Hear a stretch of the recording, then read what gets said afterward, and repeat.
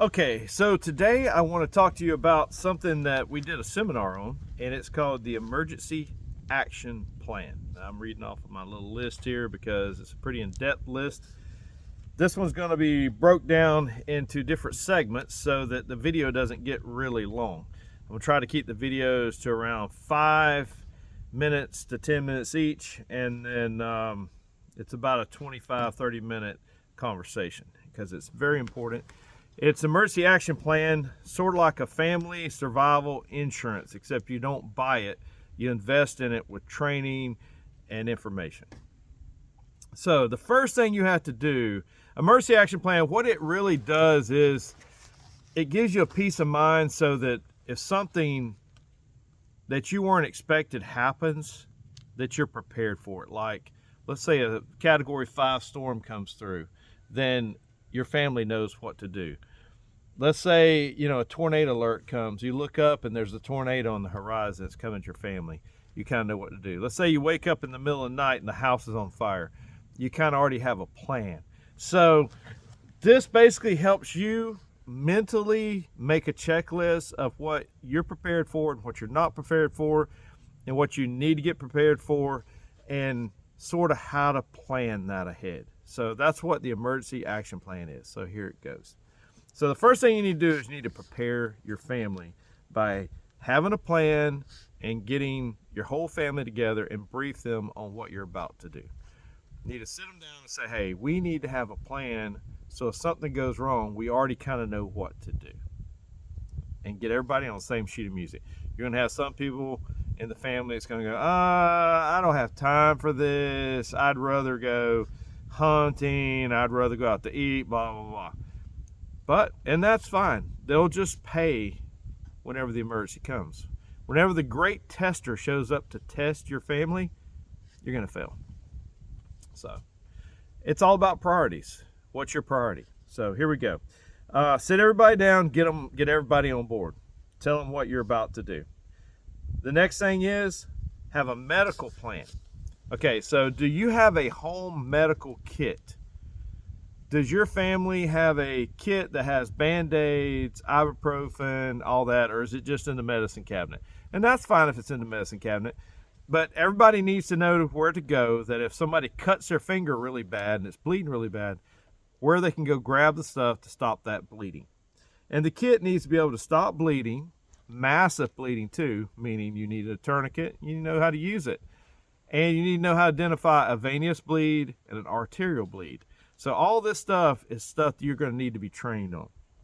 The next thing you need to know how to do is get rid of choking or alleviate choking. So if someone starts doing this at the dinner table and they can't breathe, you need to know how to do the Heimlich maneuver, or you need to know how to operate one of those de-chokers if your kids or something like that starts choking. And why is this important? Because 2 times in my lifetime, I have saved someone's life from choking.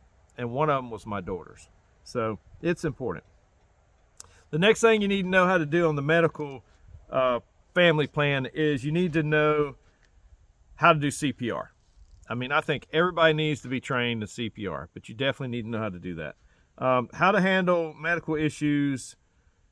Basically, like my wife has to take Coumadin, so I know she bleeds easier. So how should I handle that?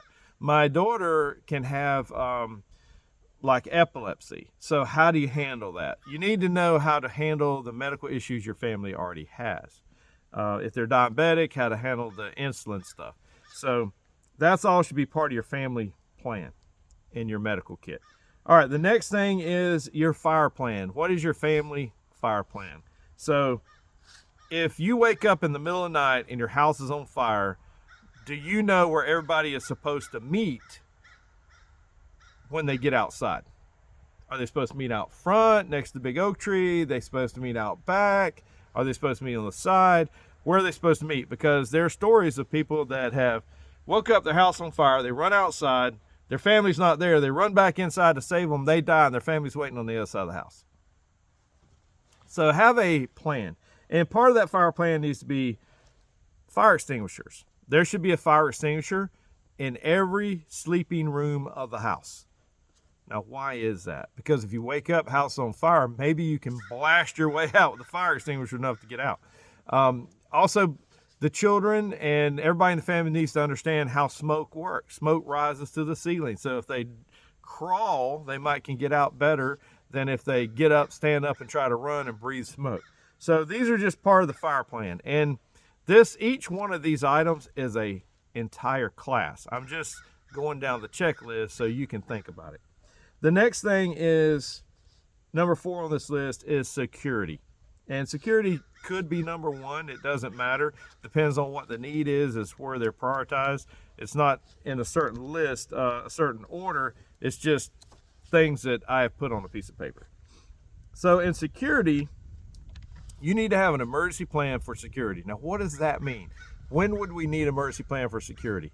Well, what if all of a sudden someone knocks on your front door and you look out the peephole and they got a gun in their hand? Or what if someone bangs on your door? Or what if someone walks in your back door and you don't know who they are? They just walked in. So part of the security plan will sit your family down and start doing some basic security stuff. Now, we give a whole class on security. And part of the basic security stuff is keep your doors locked all the time so someone can't just walk in. Other thing is have fences and gates. Dogs. Have psychological security as well as physical security. Psychological security would be something like have signs that say no trespassing. Psychological security could be lights, motion sensors, things like that. The actual physical security would be like the gates, barbed wire fence, locked doors, dogs, things that can physically stop you from entering someone's home or stop someone from entering your home. So you need to have a security plan. And along with that security plan, you need to have a emergency word, so that if the family hears that emergency word screamed out, that they know that there is a major problem and they all need to get ready for a fight or get ready for really bad problems. So that's part of the security plan. The other thing, so that's the threat response. Like if there's a threat, what is your response to that? Where should your family go during a security emergency? Do you have a safe room? Do you have rooms that inside your house that they can retreat to and lock down so that nobody, even if they're in the house, they can't get to that room? So, and then are there weapons in that room to help protect them? So a safe room's a good idea. How do you lock down your homestead? Like if something goes wrong, do you have a way to lock your entire homestead down so no one comes or goes?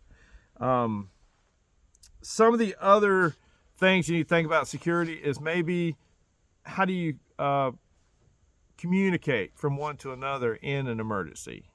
So that's also covered later on. That's actually our next thing on the list. Number 5, communications. How do you communicate if the phones are down? So I like whistles. I've been in a wheelchair for almost 4 years. I've been in and out of a wheelchair. It's really a hard time.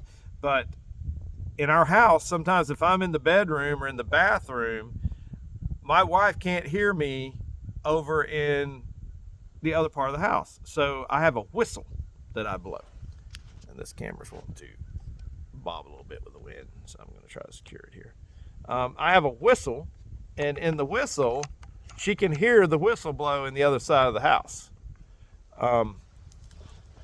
She can't hear me yell, but the whistle works. So also different toots on the whistle. So like if she hears 3 toots, she knows it's an emergency. Beep, beep, beep. So that's like an emergency. Also, if I'm outside and nobody can hear me, 3 shots on the gun means an emergency if I have my gun available to fire. So anyway, just communication. Also, radios. Do you have radios that you could use? Like if your family's in town and the phones go out, do you have like the little Baofeng radios that reach a couple miles that you might use? So do you have CB radios? What is your communication? Basically is you need to sit down and establish some type of a communication plan for your family. Number 7, risk management. This is a big one because our family likes to do a lot of high action stuff, and when society breaks down, society fails, you really need to have a serious talk about risk management, not taking unnecessary risk. Like, okay, so now we're not gonna get out here and we're not gonna play full contact football because somebody could break a leg, and doctors and surgeons and casts and things like that are not available readily to fix our stupidity. So anyway, risk management. Manage all your risks. Don't do dumb shit that can get you hurt, basically. Number 8, who is your closest help? If no one is home except you and something happens, who's the closest person you call to come help you? I have really good neighbors. I have a couple of deputies that live close. My dad lives real close. So, there's people we can call, and my daughters can call, my wife can call if she needs help immediately. But the question is, who can you call? And who is your closest? Have you thought that through? So just kind of think about that, and that's on the list. And that's number 8 on the list. So I'm going to go on down, we're going down number 9 on the list. So cache and storage of your valuables. If society breaks down and fails, there's going to be a lot of people doing bad shit, and they're going to be stealing, they're going to be raping, pillaging, and plundering. They're going to be just showing up and demanding you give them things. So have you thought about maybe storing some stuff off site? Some valuable stuff, maybe not just in a safe, maybe hide it. In the old days, they would hide things, they would bury things. So think about where you would cache some extra food, some extra ammo, some extra gold, things like that. Number 10, transportation. How to get from A to B if C isn't working. If your vehicles aren't working, and let's say an EMP attack has happened, or let's just say there's no gas available, how are you going to get from A to B? Some people say, well, I have horses, I have a donkey, I can walk pretty well, or whatever. For me, if I'm having a wheelchair issue and I'm needing a wheelchair for that day, then I have solar chargers. I can charge my wheelchair up. But you got to think, we live in the country, it's sandy, it's going to be hard to traverse the terrain if you're handicapped in any way. So you need to think about these things, how you do it. We bought some bicycles for my wife and kids. And the biggest place you're going to need to go is to your water source. So is that a long ways away from your house? If electricity goes out and you don't have your water, is that a long way? Is it going to be hard to go get water? Because you're going to need water. All right, the next part of that, this takes us right into the next part, is what is your no power plan? If the power goes out, what is your plan to get water out of your well if the power's out? You need to solve that problem today, because that happens a lot. Sometimes power goes out for 2 and 3 weeks at a time, and you need to figure out how to get water. And don't say, well, I'm just going to buy some bottled water, because they might not have it. You need to have a water source that you can go to, get water without power. It needs to be within 1 mile of your home. They say if you don't have a water source within 1 mile of your home during SHTF, then you will not survive. So something to think about. Think about it thoroughly. Get it planned out. Our no power plan, just to let you know, is I have a special cord that hooks from my generator to my pump, and it can run my pump.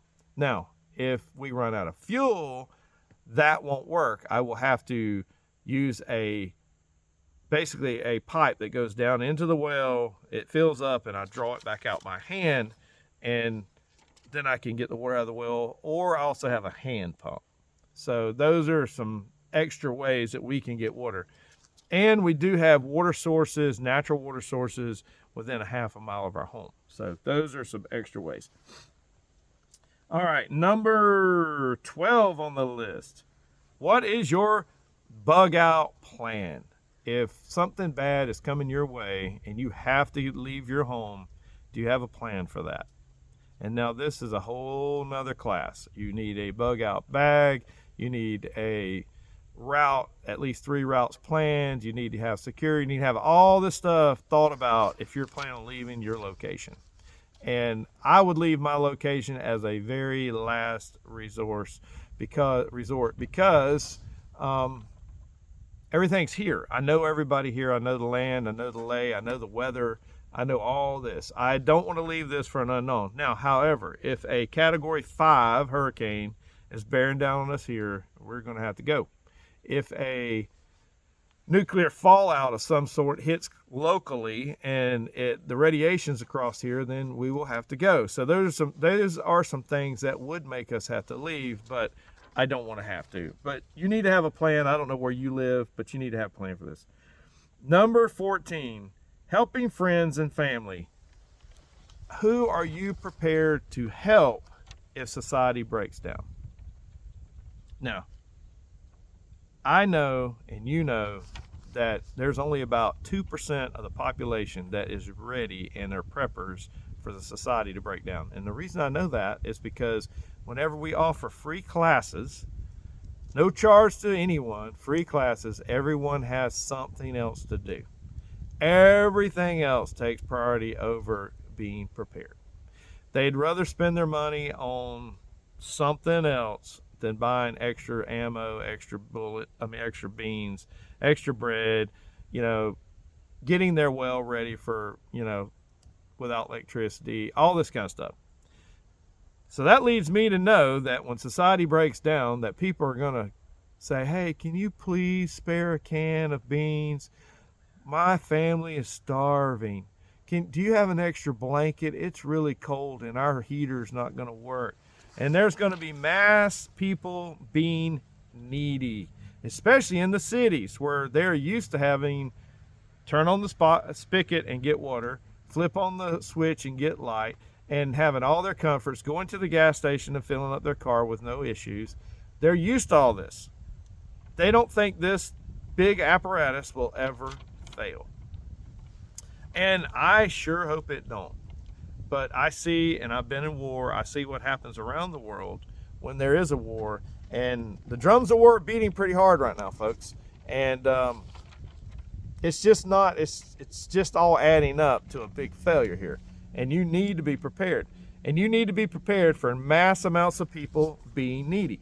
And I'll tell you now, the main reason I am doing these classes and I am putting out this information is so I don't have to tell you no later when you beat on my front door and beg me for a can of soup for your kids. I got a big heart, but I got a bigger heart for my own people. And I got a bigger heart for people that help themselves. And if you're not preparing now, and you're not coming to classes, and you're not getting any kind of preparation, then I'm gonna slam the door in your face, and you better not try to take anything. That'll be your last mistake. Okay, so that's what I'm trying to tell you, to be ready for that.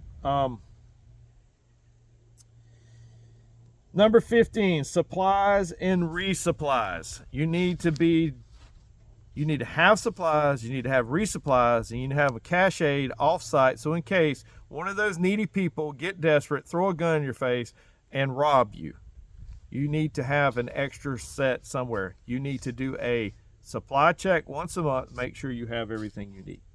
Number 16, how to react when SHTF, nuclear, chemical, and biological happens. Okay, we just had basically a biological attack happen here with this snivel, cough.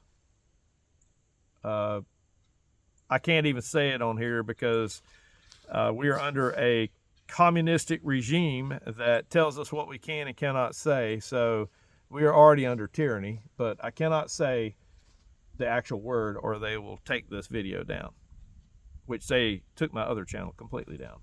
But anyway, nuclear, biological, and chemical. Are you prepared for that? If you're not, go and watch videos on that. That's just part of the checklist. I'm not going to get into that too deep right here. Number 17.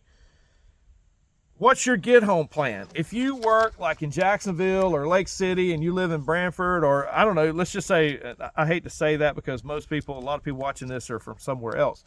if you work 25, 30, 40, 100 miles away from your home and you have to get home if something bad happens, do you have a plan? Do you have a get home bag in your truck or in your vehicle or in your car? Do you have good walking shoes in case you have to walk it and your vehicle won't crank? I mean, what is your get home plan? You need to have one. Need to have plenty of water in that plan and a little bit of food and some security. Number 18. I said I was going to break this video down into several parts. I'm just going to go ahead and do it all, and then I can cut it in half if I need to. But number 18, you need to be considering bad people in good places acting badly. So what does that mean? That means you're sitting in a movie theater and you hear pop, pop, pop, pop. What are you going to do? You're sitting at a restaurant, some idiot walks in and goes to firing it up. What is your plan? What is your plan? So just a couple things you need to think about immediately. You need to get off the X. Don't try to be a hero right out of the gate. Get off the X. You have an 80% less chance of being hit if you're moving than if you're stagnant. So what does that tell you? Increases your survival by 80% by hauling ass, getting off the X. And then if you have a way to return fire, then maybe that might be something you want to do. Or maybe you just want to keep getting off the X. Get you and your family off the X. Now, you can set yourself up for failure by sitting right at the front of a restaurant where you open the door and they walk in and hit you first. Or you can set yourself up for survival by sitting over in the back corner next to the exit with some barriers between you and the front door, all that kind of stuff. You need to think that through. That was number 18. That's have a plan. This is all a checklist for a plan to make you think, to ask yourself, do you have a plan? Number 19, do you have a pandemic plan? And pandemic is kind of like the biological warfare plan. It's similar. We've had pandemics in the world. We sort of had one lately that they kind of blew out a pandemic. They keep trying to put pandemics on us for control and all this stuff. But anyway, what's your pandemic plan? Do you have a plan that if everybody locally starts getting super sick, that you can lock down your home, you can decontaminate packages coming in, you can clean your shoes as you walk in? Do you have a decontamination area? Do you have NBC masks? What is your plan? I'm not telling you what plan to use. I'm going to do videos later on this, and I've probably already done videos that were taken down. But what is your pandemic plan? That is the last thing on this list. So what else would you add to this list for a family plan, a family survival plan? What would you add to this list? And what would you want us to consider to be prepared for? Let us know in the comments what you would consider to add to this list. Also, give us some ideas on each one of these things that we talked about, how you're handling that, because it might help us to see it a little different and maybe add something to how we're handling it. So anyway, all right, go out and make your space better.